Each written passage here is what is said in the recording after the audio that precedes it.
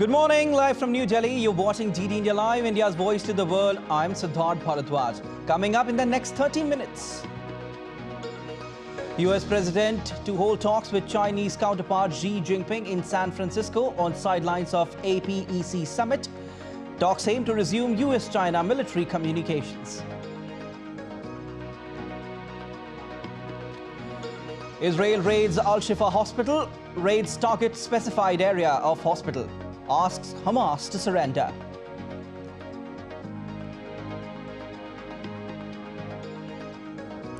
On the occasion of Janjatiya, Gaurav Diwas, Indian Prime Minister Narendra Modi will kickstart Viksit Bharat Sankalp Yatra, a nationwide outreach and awareness campaign. And tabletop is India to clash with New Zealand in the first Cricket World Cup 2023 semi-final in Mumbai.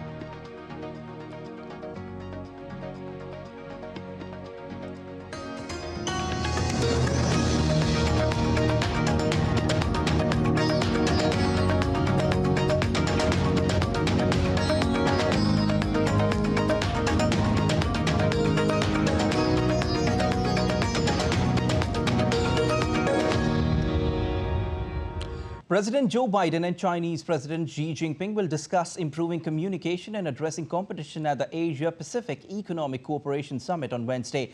The meeting in San Francisco Bay Area will be the first face-to-face meeting between Biden and Xi in a year. It will be only the second in-person meeting between the two leaders since Biden took office in January 2021. The agenda of the meeting is to resume normal communications between the two superpowers, including military-to-military contacts.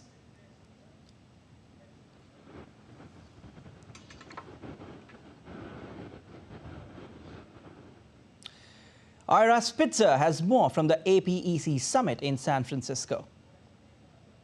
Both Joe Biden and Xi Jinping have arrived in San Francisco ahead of this long-anticipated meeting on the sidelines of the Asia-Pacific Economic Cooperation Summit. Top officials from both countries have exchanged visits over the past few months, setting the stage for the leaders to actually meet.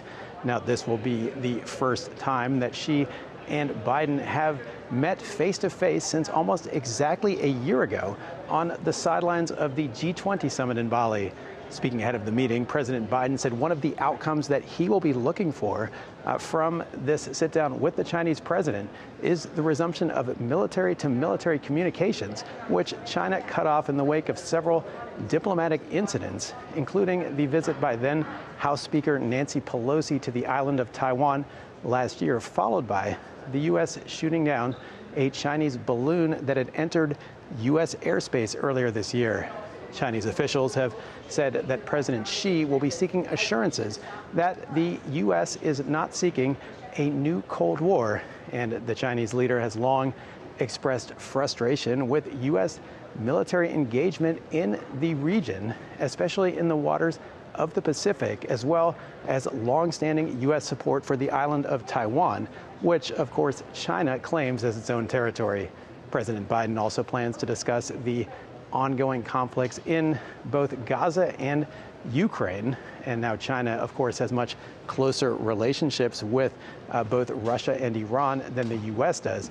Two countries very much involved in those conflicts. And the U.S. has recently expressed concern about Chinese firms supplying material support to the Russian military, allegedly supplying that support, which would be a violation of U.S. sanctions. Now, one area where the White House has expressed some optimism is the possibility of an agreement with China to help stem the flow of the synthetic opioid fentanyl, as well as the precursors used to make fentanyl from China. Now, that drug has been largely responsible for the overdose epidemic here in the U.S., including here in San Francisco. Now, almost no one is expecting any major breakthroughs to come out of this meeting. However, just the fact that these leaders are talking at all is significant, given the recent breakdown of the relationship. And for that reason, the eyes of the world will be very much focused on this city and this meeting. Ira Spitzer reporting in San Francisco for DD India. Update on Israel-Hamas conflict now. The Israeli military said it was carrying out an operation against Hamas in the Gaza's Al-Shifa hospital on Wednesday and urged all members of the terrorist group in the hospital to surrender. The Israel Defense Forces in a statement said IDF forces are carrying out a precise and targeted operation against Hamas in a specified area in the Shifa hospital. The operation is based on intelligence information and an operational necessity. Israel said that Hamas has a command center underneath Al-Shifa hospital, the biggest in Gaza, and uses the hospital and tunnels underneath to conceal military operations and to hold hostages. Hamas denies it. The US said on Tuesday that it owns intelligence supported those conclusions. Israeli Defense Minister Yoav Gallant on Tuesday said Israeli forces were in control of the center of Gaza City, having defeated the Hamas Islamist group in the northern Gaza. Israel vowed to wipe out Hamas after October 7 attack. You have seen the Golani soldiers sitting in Gaza's parliament. This is of great importance. I can say to you that in the north of Gaza, Hamas has lost control, and in fact we are in control in the entire central theater of the Gaza Strip, in the north of the Strip, and in particular in Gaza City. We are committed to two goals and two goals only. First, to defeat Hamas, to eliminate its infrastructure, its government and its military. Second, to return the hostages.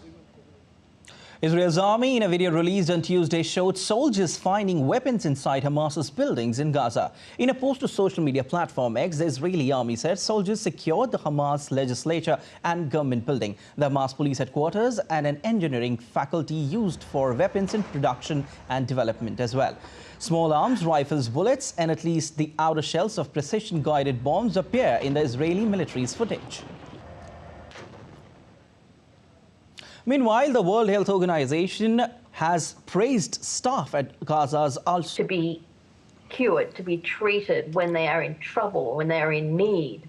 It has been forgotten. And there seems to be a trend to want to turn them into places of death, despair, and danger, which should never happen. Meanwhile, the United States, in coordination with the UK, has imposed a third round of sanctions on individuals and groups affiliated with the Hamas. Treasury Secretary Janet Yellen stated that the US will continue to work with its partners to deny Hamas the ability to raise and use funds to carry out its violent attacks. Meanwhile, the start of rainy season in Gaza on Tuesday has piled on even more despair as many find themselves homeless or living makeshift tents with the prospect of flooding causing apprehension about the spread of disease. The United Nations Relief Agency UNRWA has reported that 580,000 displaced people in southern Gaza have sought shelter and that overcrowding coupled with heavy rain will make conditions even worse. World Health Organization spokesperson Margaret Harris has issued a statement on difficulty of the situation for those already displaced in Gaza, saying rain will just add to the further suffering. Let's now get you the latest on the Russia-Ukraine conflict. Ukrainian President Volodymyr Zelensky has said that Russia has suffered heavy losses in Avdiivka city. He added that the setbacks will affect Moscow's plan in the broader conflict. The statement came as Zelensky's chief of staff for the first time that acknowledged that Ukraine's forces have established a foothold in the southern Kherson, potentially opening a new line of attack towards Crimea. Meanwhile, Russia said it repelled Ukrainian attacks near Bakhmut. Russia is already losing soldiers and equipments under Avdiivka faster and on a large scale than, for example, under Bakhmut. The more Russian forces are destroyed near Avdiivka, the worse the overall situation will be for the enemy for the course of the war. Well, let's take a look at other stories making news across the globe. A semi-truck collided with a charter bus near Route 310 in Licking County, resulting in 6 deaths and 18 injuries. The charter bus was carrying students from school in eastern Ohio. Authorities are investigating the accident but have not yet provided notifications to families.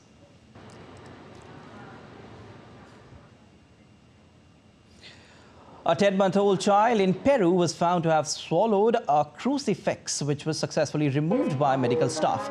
The crucifix was lodged in the child's esophagus and she underwent an endoscopy.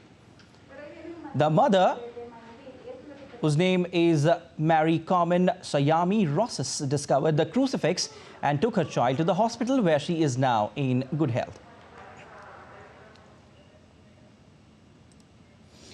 The 22nd annual move into a winter wonderland with family-friendly activities, live music, Santa Claus visits, and 100-foot white fir Christmas tree lighting, along with fake snowfall and a fireworks show finale. Well, London's Royal Botanical Gardens in Kew has launched its annual Christmas light show featuring 3-meter-high illuminated flowers, cascading lights suspended from the tree canopy, and one of the longest light tunnels. Daire Basra, the event's director, said the show has always been enjoyable. The Royal Mint in the UK has unveiled a new range of coins dedicated to James Bond, marking the 6 decades of his fame. The first coin features actor Sean Connery's Bond flying an aircraft named Little Nelly in 1967's You Only Live Twice. The coins are available in 1 ounce gold and 1 ounce silver and are minted to the highest specifications with designs for other decades yet to be announced.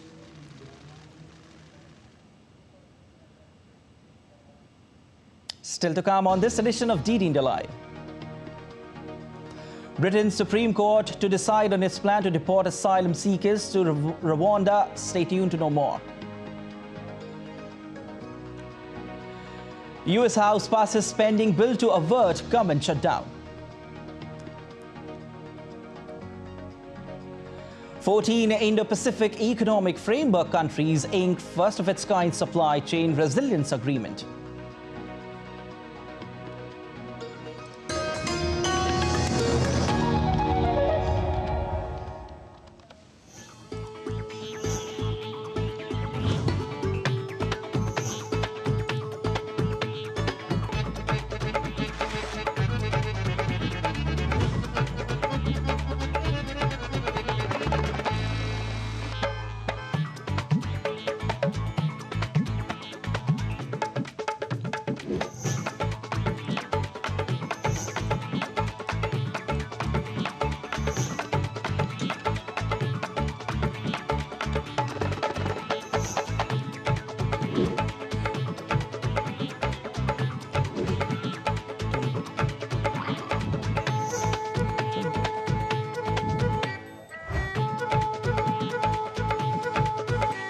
Welcome to Jaipur.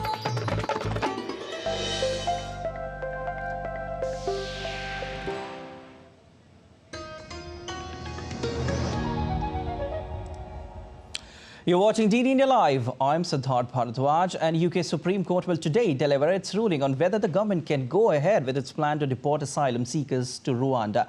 The decision is crucial for Prime Minister Rishi Sunak ahead of an expected poll next year. In the top court, the government challenged a ruling that declared the plan unlawful. The UK government hopes that the Rwanda scheme will help stop the flow of migrants across the channel from Europe in small boats. Curbing the entry of illegal immigrants was also one of Sunak's key policy pledges. And climate activist Greta Tunberg faces London court over public order after an environmental protest in the city. Tunberg was charged following a demonstration at an oil and gas conference. Known for her global climate activism, Tunberg could be fined up to £2,500 if found guilty.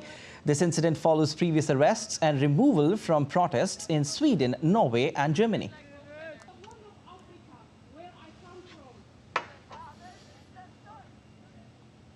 Michigan judge says Trump will remain on primary ballot, rejecting challenge under insurrection clause.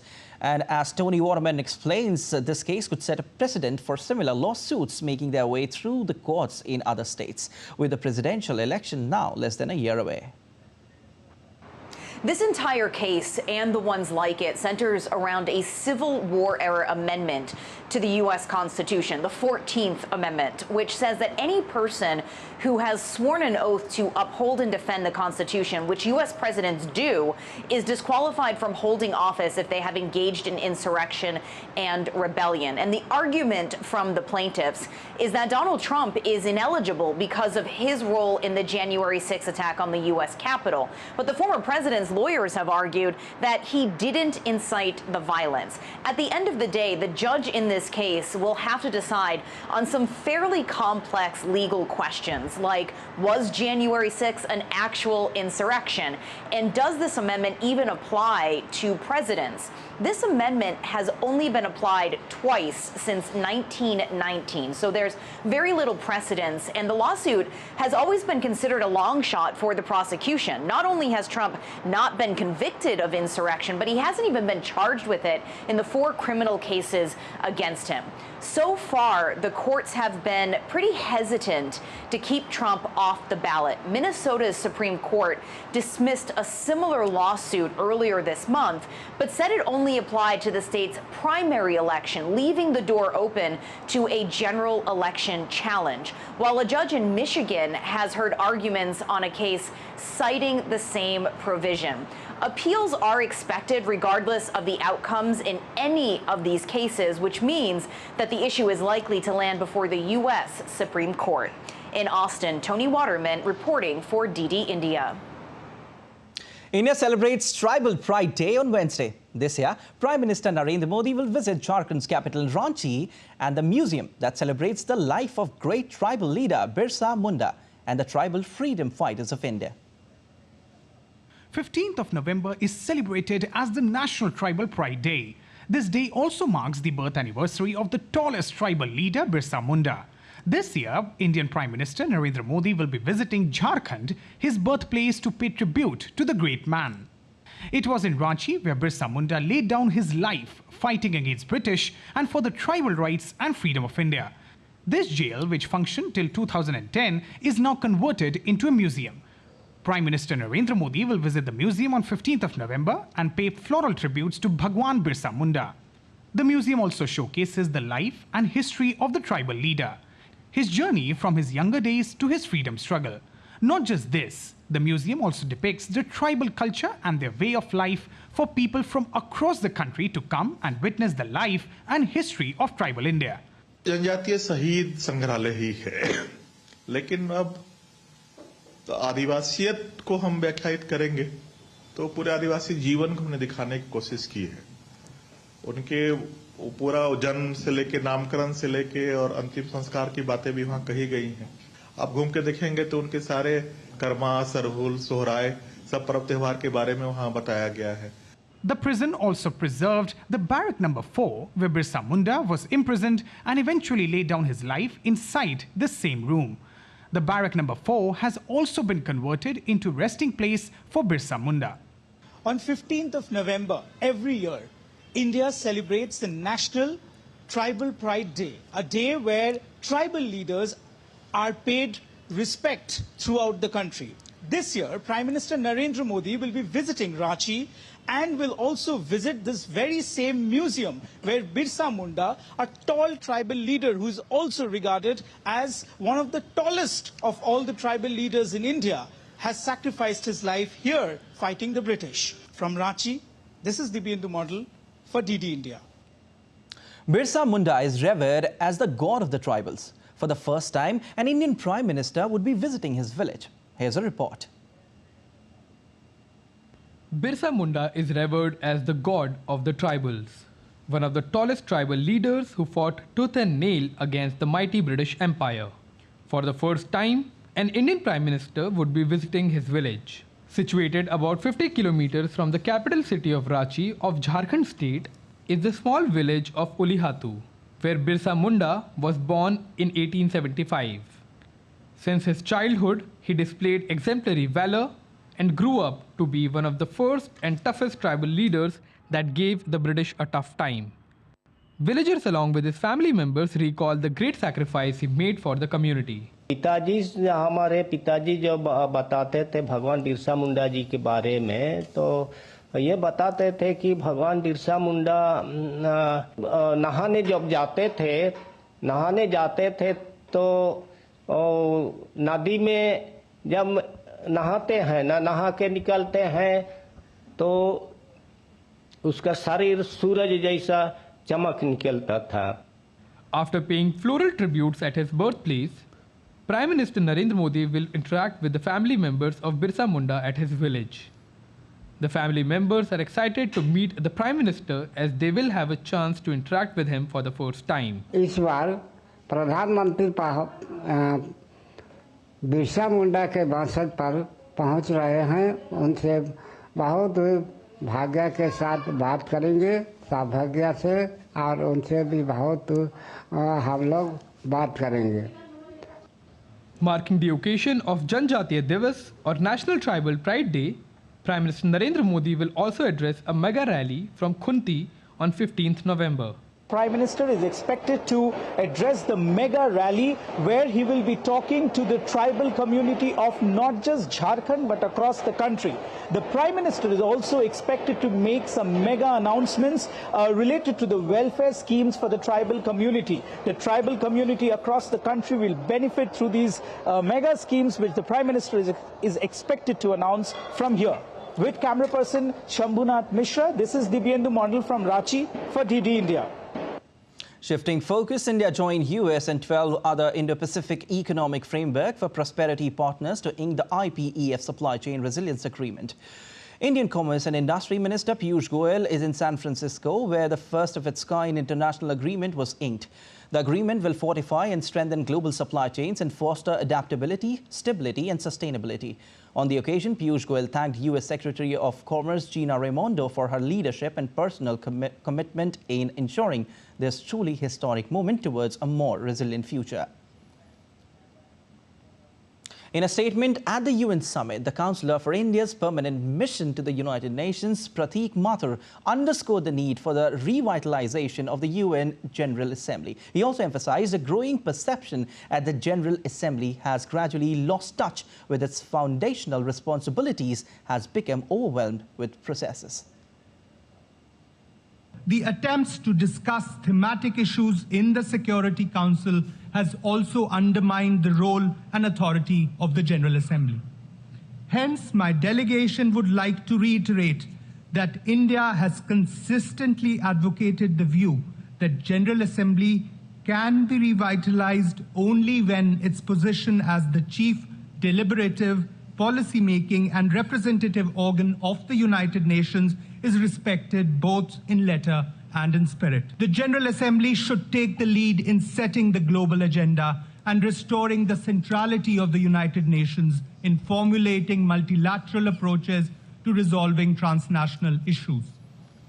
Update now on tunnel collapse in the northern Indian state of Uttarakhand. Relief and rescue operations are still underway for the fourth day to evacuate the 40 trapped workers from Silkyara tunnel collapse site.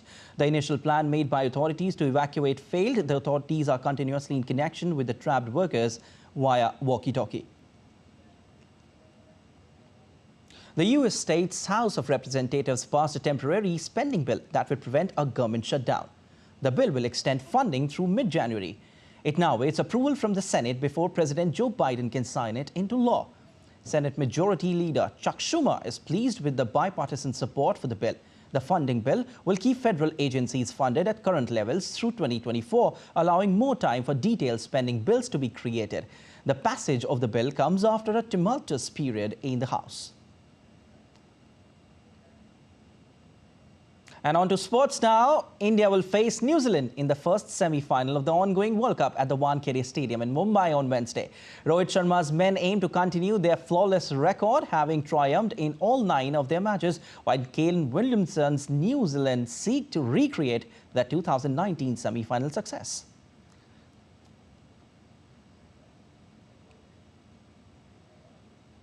All right, and that's all for this edition of DD India Live. But let us know your thoughts on the news of the day. You can connect with us on Facebook, X, formerly known as Twitter, and Instagram.